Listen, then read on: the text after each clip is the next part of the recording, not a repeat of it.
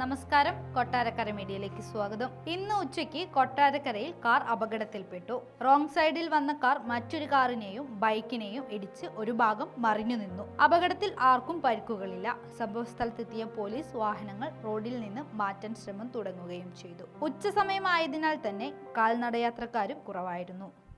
കൊല്ലത്തുനിന്ന് ഇങ്ങോട്ട് വന്നാണ് അപ്പുറത്ത് കിടന്ന സാൻഡ്രോ കാറ് ഇവിടെ ഈ കാറും ഒരു ബൈക്കും ഇവിടെ പാർക്ക് ചെയ്തിരുന്നതാണ്. അവിടെ ഇങ്ങോട്ട് പുള്ളി റോങ് സൈഡായിട്ട് വന്ന് ഇടിച്ചു കയറുക. റോങ് സൈഡായിട്ട് വന്ന് ഇടിച്ചു കയറിയതാണ്. ഇടിച്ചു കയറിയാണ്. പക്ഷേ ആളുകൾക്കൊന്നും ഒരു അപകടമില്ല.